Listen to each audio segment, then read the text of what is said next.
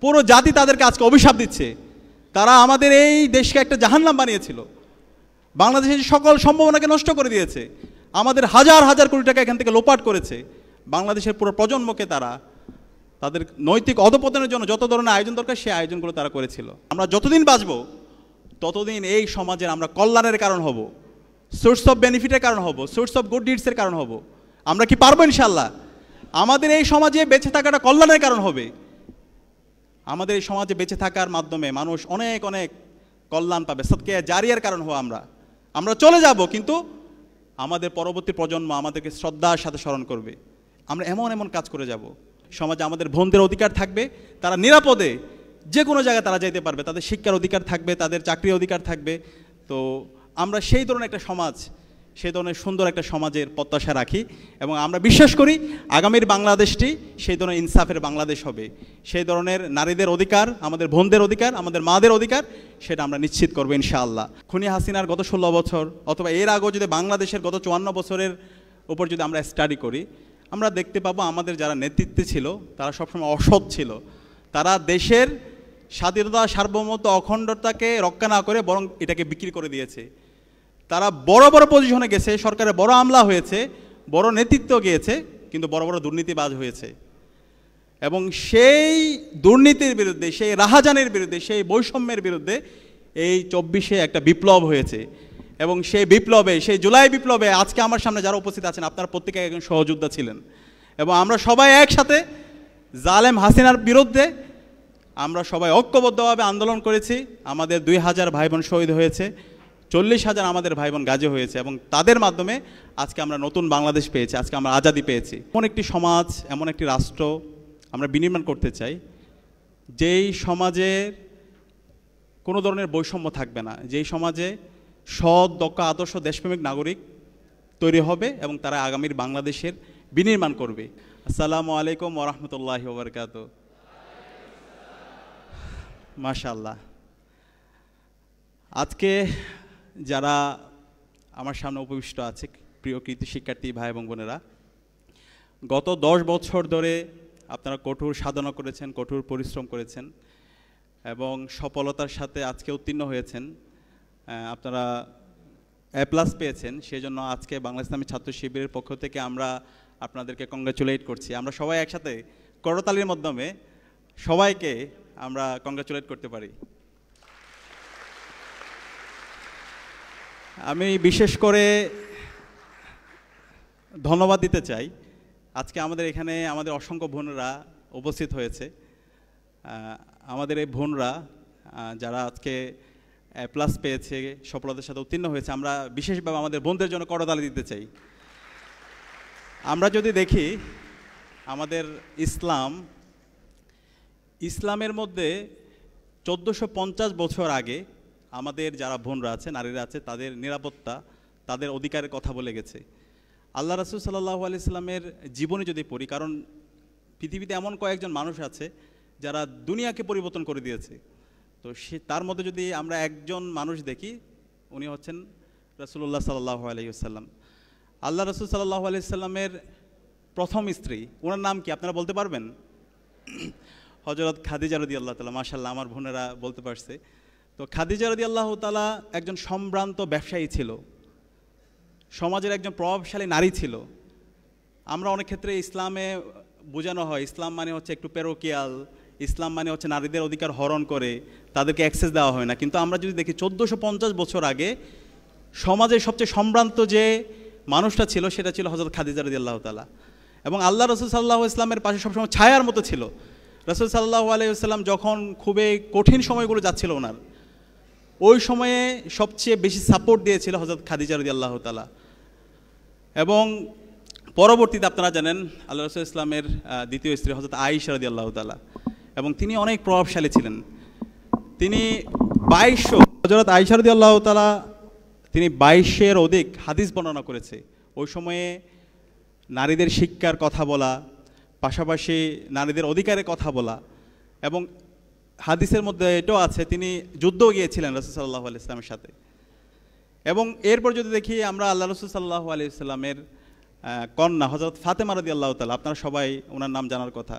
হযরত আলী রাদিয়াল্লাহু তাআলার স্ত্রী এবং হাসান এবং হুসাইন রাদিয়াল্লাহু তাআলার ওনাদের সম্মানিত মা রাসূল ইসলামের নাতনি এই হযরত ফাতেমা রাদিয়াল্লাহু তাআলা যতদিন ছিলেন তিনি ততদিন ইসলামের অধিকারের কথা, নারীদের অধিকারের কথা, সমাজে মানুষের কল্যাণের কথা সারা জীবন তিনি বলে গিয়েছেন। তো এইভাবে যদি দেখি অসংখ্য সাহাবীরা আছে, নারী সাহাবীরা, যারা নারীদের অধিকার, সমাজে নারীদেরকে মেন স্ট্রিম করা সেই কাজগুলো তারা করে গিয়েছে। কিন্তু আজকে আমরা যদি পাশ্চাত্যের কথা বলি, যারা আজকে উইমেন এম্পাওয়ারমেন্ট নিয়ে অনেক বলি আওড়ায়, তারা অনেকগুলো চার্টার তারা তৈরি করেছে, কিন্তু আমরা যদি দেখি আজকের যে আমেরিকা বিশ্বের মোড়ল, তারা নারীদের ভোটের অধিকার দিয়েছিল 1920 সালে। দেখেন কোন ধরনের হিপোক্রেসি। 1920 সালের আগ পর্যন্ত ওই সমাজে নারীদের কোনো অধিকারই ছিল না, কিন্তু 1450 বছর আগে আল্লাহ রাসূল সাল্লাল্লাহু আলাইহি ওয়াসাল্লাম এবং তার স্ত্রী হযরত খাদিজা রাদিয়াল্লাহু তাআলা, হযরত আয়েশা রাদিয়াল্লাহু তাআলা, আল্লাহ রাসূল ইসলামের কন্যা হযরত ফাতিমা রাদিয়াল্লাহু তাআলা এবং অসংখ্য সাহাবীরা, নারী সাহাবীরা, তারা সমাজের কল্যাণের কাজ করে গিয়েছেন, সমাজে তারা মেন স্ট্রিম ছিলেন। তো সে কারণে আমরা বলতে চাই, আমরা যে বিপ্লবের স্বপ্ন দেখি, সেই বিপ্লবটা যদি আমরা বাস্তবায়ন করতে পারি, তাহলে এই সমাজে আজকে নারীদের যে সংকটগুলো আমরা দেখতে পাচ্ছি, আজকে যে সমাজের মধ্যে রাহাজানি, দর্শন, এই কিছুই থাকবে না ইনশাল্লাহ। সমাজের মধ্যে ইনসাফ থাকবে, সমাজে আমাদের বোনদের অধিকার থাকবে, তারা নিরাপদে যে কোনো জায়গায় তারা যাইতে পারবে, তাদের শিক্ষার অধিকার থাকবে, তাদের চাকরির অধিকার থাকবে। তো আমরা সেই ধরনের একটা সমাজ, সেই ধরনের সুন্দর একটা সমাজের প্রত্যাশা রাখি এবং আমরা বিশ্বাস করি আগামীর বাংলাদেশটি সেই ধরনের ইনসাফের বাংলাদেশ হবে। সেই ধরনের নারীদের অধিকার, আমাদের বোনদের অধিকার, আমাদের মাদের অধিকার, সেটা আমরা নিশ্চিত করবো ইনশাআল্লাহ। এবং আমরা যদি একটা সুন্দর জাতি গঠন করতে চাই, অবশ্যই আমাদের যারা বোনরা আছে, আমাদের সমাজে যারা ছাত্রীরা আছে, নারীরা আছে, তাদেরকে সবার আগে আমাদেরকে শিক্ষিত করতে হবে। নেপোলিয়ন বোনাপার্টের একটা কথা আপনারা সবাই জানেন, if you give me a good mother I shall give you a good nation. আমরা যদি একটা ভালো নেশন তৈরি করতে চাই, অবশ্যই আমাদের মাদেরকে, আমাদের বোনদেরকে, তাদেরকে অনেক বেশি শিক্ষিত করতে হবে, তাদেরকে সমাজে মেন স্ট্রিম করতে হবে, তাদের সকল অধিকার দিতে হবে। তো সে কারণে আজকে আমাদের এখানে বড় একটা অংশ আমাদের বোনরা তারা উত্তীর্ণ হয়েছে। আমরা আবারও তাদেরকে কংগ্রাচুলেট করতে চাই। সবাই একসাথে করতালির মাধ্যমে আমরা আমাদের বোনদেরকে কংগ্রাচুলেট করব। প্রিয় উপস্থিতি, আমরা ইসলামী ছাত্র শিবিরের জায়গা থেকে আমরা এমন একটি সমাজ, এমন একটি রাষ্ট্র আমরা বিনির্মাণ করতে চাই, যেই সমাজের কোনো ধরনের বৈষম্য থাকবে না, যেই সমাজে সৎ, দক্ষ, আদর্শ, দেশপ্রেমিক নাগরিক তৈরি হবে এবং তারা আগামীর বাংলাদেশের বিনির্মাণ করবে। আজকে আমরা যদি আমাদের এই সমাজে দেখি, এই সমাজে যারা শিক্ষিত মানুষরা আছে, এই শিক্ষিত মানুষরাই সমাজের সবচেয়ে বড় বড় ক্ষতিগুলো করে। আপনাদের মতো, আমাদের মতো, আমাদের আগের প্রজন্ম তারা A+ পেয়েছে, গোল্ডেন A+ পেয়েছে, পরবর্তীতে বিশ্ববিদ্যালয়ে ভর্তি হয়েছে, এরপরে সরকারি আমলা হয়েছে অথবা রাজনীতিবিদ হয়েছে, পরবর্তীতে দেশের সবচেয়ে বড় ক্ষতির কারণ তারা হয়েছে, খারাপ খারাপ কাজগুলো তারা করেছে। তারা সমাজের কল্যাণের কারণ হতে পারেনি, বরং তারা সমাজের অভিশাপের কারণ হয়েছে। আমরা যদি বিগত ফেসিবাদ, খুনি হাসিনার গত 16 বছর অথবা এর আগেও যদি বাংলাদেশের গত 54 বছরের উপর যদি আমরা স্টাডি করি, আমরা দেখতে পাবো আমাদের যারা নেতৃত্বে ছিল তারা সবসময় অসৎ ছিল। তারা দেশের স্বাধীনতা, সার্বভৌমত্ব, অখণ্ডতাকে রক্ষা না করে বরং এটাকে বিক্রি করে দিয়েছে। তারা বড় বড় পজিশনে গেছে, সরকারের বড় আমলা হয়েছে, বড় নেতৃত্ব গিয়েছে, কিন্তু বড় বড় দুর্নীতিবাজ হয়েছে। এবং সেই দুর্নীতির বিরুদ্ধে, সেই রাহাজানের বিরুদ্ধে, সেই বৈষম্যের বিরুদ্ধে এই 24-এ একটা বিপ্লব হয়েছে। এবং সেই বিপ্লবে, সেই জুলাই বিপ্লবে আজকে আমার সামনে যারা উপস্থিত আছেন, আপনারা প্রত্যেকে একজন সহযোদ্ধা ছিলেন। এবং আমরা সবাই একসাথে জালেম হাসিনার বিরুদ্ধে আমরা সবাই ঐক্যবদ্ধভাবে আন্দোলন করেছি। আমাদের 2000 ভাই বোন শহীদ হয়েছে, 40,000 আমাদের ভাই বোন গাজী হয়েছে, এবং তাদের মাধ্যমে আজকে আমরা নতুন বাংলাদেশ পেয়েছি, আজকে আমরা আজাদি পেয়েছি। তো এখন এই নতুন বাংলাদেশটাকে যদি আমরা বিনির্মাণ করতে চাই, তাহলে আমাদেরকে সবার আগে যে কাজটা করতে হবে সেটা হচ্ছে নেতৃত্বের আমূল পরিবর্তন করতে হবে। আমি কি বোঝাতে পেরেছি? আমরা যদি আমাদের এই বাংলাদেশটাকে নতুনভাবে বিনির্মাণ করতে চাই, আমাদের শহীদদের যে আকাঙ্ক্ষা, সে আলোকে যদি আমরা নতুন বাংলাদেশ বিনির্মাণ করতে চাই, আমাদের এই নেতৃত্বের আমূল পরিবর্তন করতে হবে। গত 54 বছরে বাংলাদেশের যে নেতৃত্ব ছিল, যে বস্তাপচা নেতৃত্ব, যেই মোরাল ডিগ্রেডেশন সম্পন্ন লিডারশিপ, সেটাকে আমাদেরকে সমূল উৎপাটন করে নতুনভাবে সেখানে আমরা যারা সৎ, দক্ষ, আদর্শ, দেশপ্রেমিক মানুষরা আছি, আমরা যারা জুলাইয়ের সহযোদ্ধা আছি, আমাদেরকে প্রস্তুত হইতে হবে। আমরা যদি প্রস্তুত না হইতে পারি তাহলে আবার আমাদের এই দেশ, আমাদের এই নেশন আবার ফেল করবে। তো সেই কারণে আমরা যারা কৃতি শিক্ষার্থী ভাই এবং বোনরা আছি, আমাদেরকে এখন থেকেই সেই প্রস্তুতি আমাদেরকে নিতে হবে, সেই স্বপ্ন আমাদেরকে থাকতে হবে। আমি কয়েকজন মানুষের এক্সাম্পল আপনাদেরকে দিব, যে মানুষগুলো এই সমাজের কল্যাণের কারণ হতে পেরেছিল, যে মানুষগুলো সবাইকে অনেক বেশি আলোড়িত করতে পেরেছিল। আপনাদের সবাই চেনার কথা, ইসলামী ছাত্র শিবিরের কেন্দ্রীয় সভাপতি, প্রথম যিনি কেন্দ্রীয় সভাপতি ইসলামী ছাত্র শিবির, যার হাত ধরে প্রতিষ্ঠা হয়েছে, শহীদ মীর কাশেম আলী। ওনার নাম কি আপনারা জানেন? শহীদ মীর কাশেম আলী, তিনি 1977 সালে 6 ফেব্রুয়ারি ইসলামী ছাত্র শিবির প্রতিষ্ঠা করেন। দেখেন একজন মানুষ চাইলে কত কাজ করতে পারে। তিনি ইসলামী ছাত্র শিবিরের মতো এত বড় একটা সংগঠন প্রতিষ্ঠা করেছেন, সংগঠন প্রতিষ্ঠা করে সারা বাংলাদেশব্যাপী এই সংগঠনকে ছড়িয়ে দিয়েছেন। এবং এই সংগঠন গত প্রতিষ্ঠার পর থেকে এদেশের সৎ, দক্ষ, আদর্শ দেশপ্রেমিক নাগরিক তৈরি করার জন্য কাজ করে আসছে। দেশের সকল অন্যায় অবিচারের বিরুদ্ধে সবসময় ইসলামী ছাত্র শিবিরের প্রতিটি কর্মী কথা বলে আসছে এবং আগামীর বাংলাদেশের নেতৃত্ব তৈরির জন্য কাজ করে আসছে, আগামীর প্রজন্ম তৈরি করার জন্য কাজ করে আসছে। এই শহীদ মীর কাশেম আলী ইসলামী ছাত্র শিবিরের দায়িত্ব শেষ করার পরে তিনি এই সমাজে এমন এমন কাজ করছে যেটা পুরো সমাজকে আলোড়িত করেছে। তিনি আজকের যে ইসলামী ব্যাংক আপনারা দেখতে পান, এই ইসলামী ব্যাংকের অন্যতম তিনি ফাউন্ডার ছিল। ওনার হাত ধরে এই যে ব্যাংকিং ব্যবস্থার যে একটা বিপ্লব হওয়া, সেটা শহীদ মীর কাশেম আলীর হাত ধরে হয়েছিল। বাংলাদেশে যে অসংখ্য প্রাইভেট প্রতিষ্ঠান দেখতে পান, এই প্রাইভেট প্রতিষ্ঠানগুলো যে এক্সপ্লোর করা, সেগুলো মীর কাশেম আলী ভাইয়ের হাত ধরে তৈরি হয়েছে। আজকে যে বাংলাদেশে যে ট্যুরিজম সেক্টর যে এক্সপ্লোর হওয়া, আজকে যে আপনারা অনেকে সেন্ট মার্টিনে গিয়েছেন, এই যে কক্সবাজার থেকে সেন্ট মার্টিনে যাওয়ার এই যে শিপগুলো, এগুলো সব ওনার আইডিয়া। ওনারাই প্রথম এই শিপগুলো নিয়ে আসা এবং এই ট্যুরিজম সেক্টরটাকে আরও এক্সপ্লোর করা, সেটা ওনাদের হাত ধরে তৈরি হয়েছে। আজকে যে ইবনে সিনা হাসপাতাল দেখতে পান এবং অসংখ্য এরকম প্রাইভেট হাসপাতাল, সেগুলো ওনাদের হাত ধরে তৈরি হয়েছে। আজকে যে আপনার অনেকগুলো শিক্ষা প্রতিষ্ঠান, প্রাইভেট বিশ্ববিদ্যালয়, স্কুল, কলেজ, এই প্রতিষ্ঠানগুলো ওনাদের হাত ধরে তৈরি হয়েছে। এবং সারা বিশ্বের যত ধরনের বড় বড় থিঙ্ক ট্যাঙ্ক প্রতিষ্ঠানগুলো আছে এবং বাংলাদেশে যে বড় বড় থিঙ্ক ট্যাঙ্ক প্রতিষ্ঠানগুলো আছে, সেগুলো শহীদ মীর কাশেম আলী ভাইদের হাত ধরে তৈরি হয়েছে। এবং একই সাথে আপনি যদি পার্বত্য এলাকায় যান, সেটা খাগড়াছড়িতে যান, রাঙ্গামাটিতে যান, বান্দরবনে যান, ওই এলাকার দুর্গম এলাকার যারা উপজাতি আছে, চাকমা, মারমা, ত্রিপুরা, রাকায়ন, ওই মানুষদের জন্য ওনারা কাজ করে গেছে। ওখানে হাসপাতাল করেছে, স্কুল করেছে, ওখানকার মানুষের কর্মসংস্থানের জন্য অসংখ্য ছোট ছোট প্রজেক্ট হাতে নিয়েছে। তো দেখেন একজন মানুষ চাইলে কত কাজ করতে পারে। তারা একজন মানুষ ছিল না, তারা এক একজন ব্যক্তি, এক একটা প্রতিষ্ঠান হয়ে গিয়েছিল। এবং সারা জীবন দেশের স্বাধীনতা, সার্বভৌমত্ব, অখণ্ডতার জন্য ওনারা কাজ করে গিয়েছে। এবং বিগত ফ্যাসিস্ট খনি হাসিনা ওনাদেরকে যখন দেখছে তারা দেশের স্বাধীনতা, সার্বভৌমত্ব, অখণ্ডতার প্রশ্নে আপোষহীন এবং আগামীর প্রজন্ম তৈরি করার জন্য তারা সবসময় কাজ করে যাচ্ছে, সুতরাং তাদেরকে হত্যা করতে হবে। তাদের বিরুদ্ধে মিথ্যা প্রপাগান্ডা, মিথ্যা অভিযোগ নিয়ে এসে শহীদ মীর কাশেম আলীকে অন্যায়ভাবে শহীদ করা হয়, ফাঁসি দেওয়া হয়। কিন্তু আজকে পুরো প্রজন্ম তাদেরকে শ্রদ্ধার সাথে স্মরণ করছে। আমি আরেকজন মানুষের কথা বলি, দেখেন আল্লামা দেলোয়ার হোসেন সাঈদী, ওনার নাম কি আপনারা জানেন? আল্লামা দেলোয়ার হোসেন সাঈদী সারাটা জীবন তিনি ইনসাফের কথা বলে গেছেন, সারাটা জীবন তিনি স্টোরি টেলিং করেছেন, যেখানে গিয়েছেন দাওয়াতের কথা বলেছেন, কল্যাণের দিকে মানুষদেরকে ডেকেছেন। যখন খুনি হাসিনা দেখলো হচ্ছে ওনাকে কোনোভাবে কম্প্রোমাইজ করা যাবে না, তখন আল্লামা দেলোয়ার হোসেন সাঈদীকে অনেক দিন ধরে ওনাকে মিথ্যা মামলায় ওনাকে আবদ্ধ করে রাখা হয়েছিল। পরবর্তীতে ওনাকে মেডিকেল কিলিংয়ের মাধ্যমে ওনাকে হত্যা করা হয়েছে। কিন্তু আজকে পুরো প্রজন্ম মাওলানা দেলোয়ার হোসেন সাঈদীকে শ্রদ্ধার সাথে স্মরণ করছে। কিন্তু দেখেন ফ্যাসিস্ট হাসিনা গত 16 বছরে এবং তার যারা আমলা, তার যারা রাজনৈতিক দলের, তাদেরও তো অনেক ক্ষমতা ছিল, কিন্তু আমরা কি তাদেরকে স্মরণ করছি? হ্যাঁ, আমরা তাদেরকে স্মরণ করছি অভিশাপের সাথে। পুরো জাতি তাদেরকে আজকে অভিশাপ দিচ্ছে। তারা আমাদের এই দেশকে একটা জাহান্নাম বানিয়েছিল, বাংলাদেশের সকল সম্ভাবনাকে নষ্ট করে দিয়েছে, আমাদের হাজার হাজার কোটি টাকা এখান থেকে লোপাট করেছে। বাংলাদেশের পুরো প্রজন্মকে তাদের নৈতিক অধপতনের জন্য যত ধরনের আয়োজন দরকার সেই আয়োজনগুলো তারা করেছিল।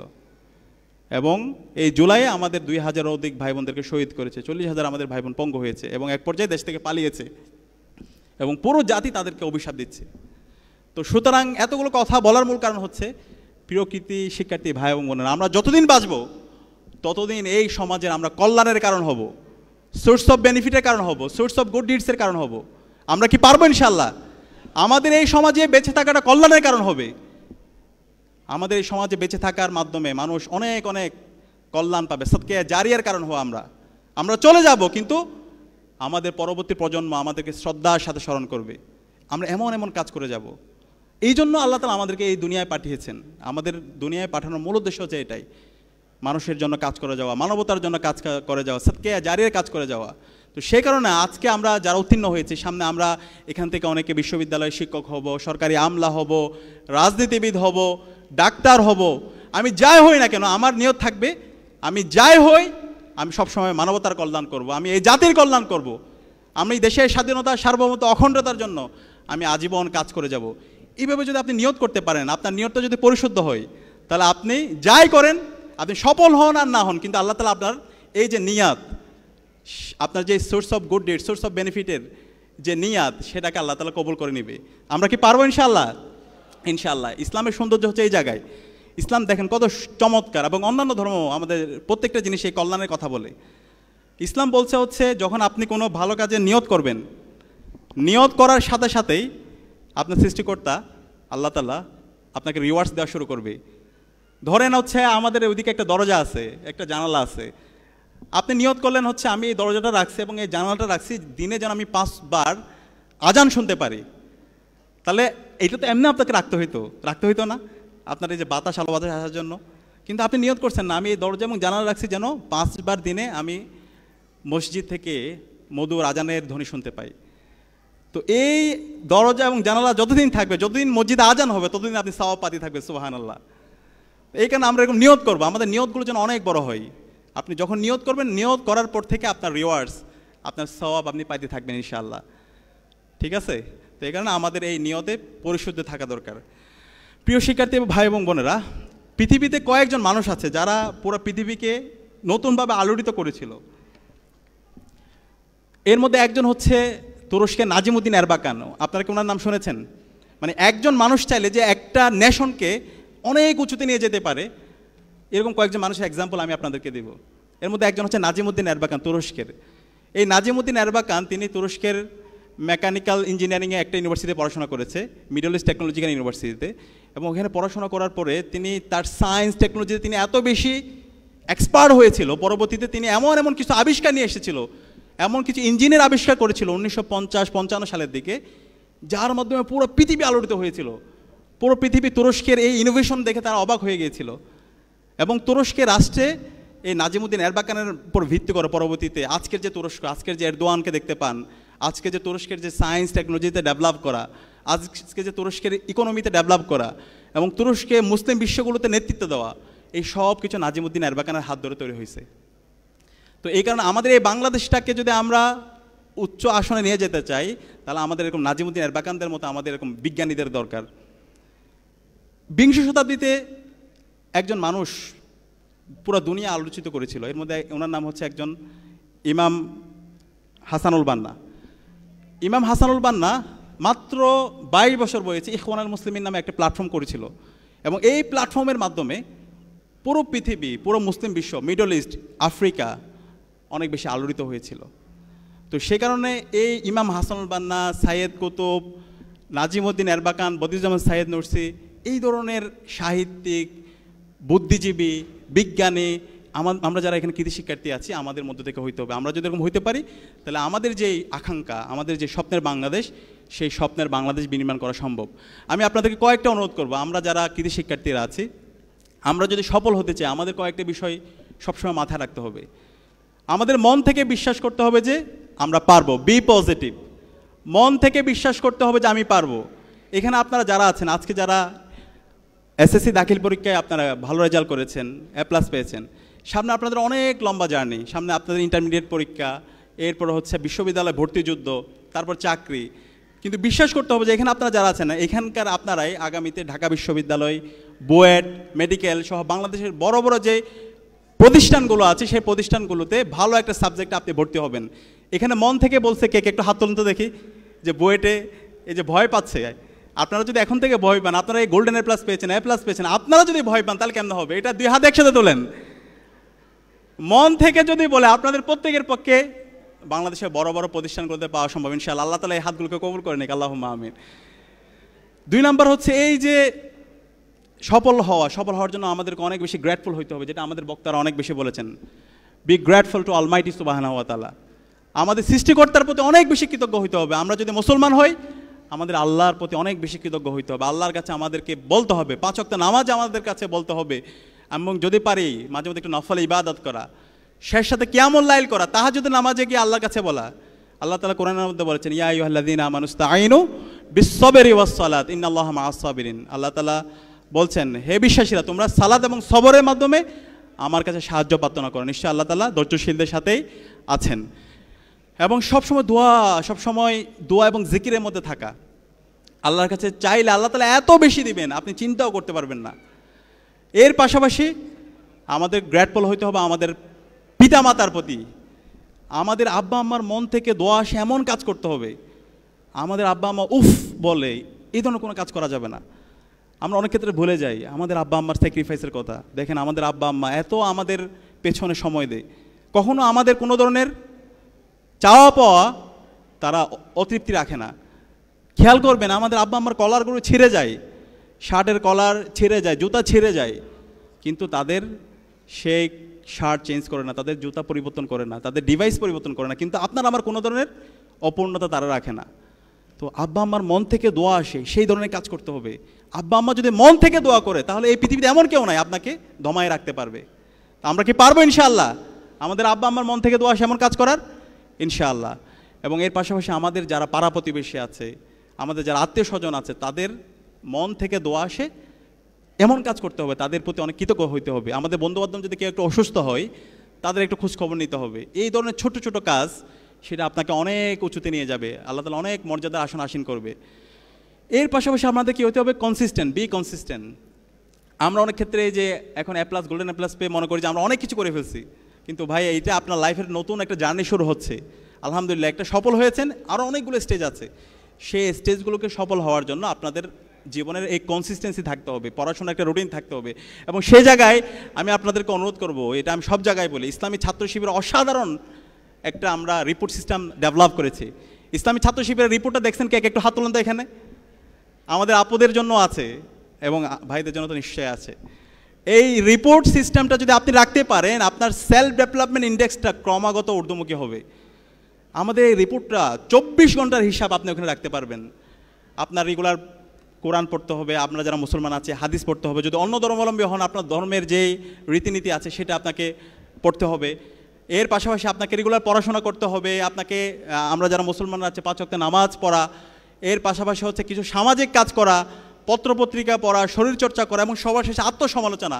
আপনি সারাদিন একটু চিন্তা করা, আমার যে কাজ, সেই কাজগুলো আমি করেছি কিনা, আমার কোনো জায়গায় গ্যাপ হয়েছে কিনা। এবং এই আপনার কাজ ফলো আপ করার জন্য আমাদের অনেক মেন্টর আছে, দায়িত্বশীল আছে, যারা আপনাকে মেন্টরিং করবে, আপনার কাজের ফলো আপ করবে, আপনাকে পরামর্শ দেবে। তো এই রিপোর্টটা আমি আপনাদেরকে সবাইকে রাখার অনুরোধ করবো। আপনার এই লাইফের কনসিস্টেন্সি, আপনার যে সফলতা, সেদিকে যদি আপনি যাইতে চান, অবশ্যই আমাদের এই রিপোর্টটা আপনারা রাখবেন। এবং এই রিপোর্ট আরেকটা অংশ হচ্ছে আপনাকে সাহিত্য অধ্যয়ন করতে হবে। এই সাহিত্য অধ্যয়নের মাধ্যমে কী হবে? আপনার নলেজের এক্সপ্লোরেশন হবে, আপনার কম্প্রিহেন্সিভ নলেজ তৈরি হবে। অনেক ক্ষেত্রে যেটা হয়, আমাদের যে বুকিশ নলেজগুলো আছে, পুঁথিগত জীবে বিদ্যা, সেটা কিন্তু আমাদের নলেজের জন্য সাফিসিয়েন্ট না। তো এই যে আপনাকে ডাইভার্সিফাইড নলেজ, কম্প্রিহেন্সিভ নলেজ, দেশ দুনিয়া সম্পর্কে জানা, সমাজনীতি সম্পর্কে জানা, রাষ্ট্রনীতি সম্পর্কে জানা, অর্থনীতি সম্পর্কে জানা, পুরো দুনিয়া সম্পর্কে জানা, এই জানার জন্য আমাদের অসাধারণ একটা সিলেবাস সিস্টেম আছে, বই আছে। তো সেগুলো যদি আপনি অধ্যয়ন করেন, তাহলে আপনি দেখবেন আপনার একটা ডাইভার্সিফাইড, আপনার একটা হোলিস্টিক নলেজ আপনার মধ্যে তৈরি হবে। তো আমি আপনাদেরকে আপনার কনসিস্টেন্সি, আপনার সফলতার জন্য আমাদের যে অসাধারণ রিপোর্ট, এবং এই রিপোর্টটা আপনাদেরকে সংগ্রহ করার অনুরোধ করবো, এবং আমাদের মেন্টর যারা আছে, দায়িত্বশীল যারা আছে, তাদের সাথে আপনাদেরকে কানেক্ট হওয়ার অনুরোধ করব। চতুর্থত যে বিষয়টা বলবো, বি হাম্বল। সফলতার জন্য সবচেয়ে গুরুত্বপূর্ণ যেটা, বিনয়ী হইতে হবে। অনেক ক্ষেত্রে যেটা হয়, আমরা যারা একটি সম্ভ্রান্ত পরিবার থেকে আসছি, আমরা যারা ঢাকায় পড়াশোনা করতেছি, ভালো কলেজে চান্স পাবো, সামনে ভালো রেজাল্ট করেছি, অহংকার চলে আসে। বিশ্বাস করেন, এই অহংকার আপনার পতনের কারণ হবে। অহংকারী হওয়া যাবে না।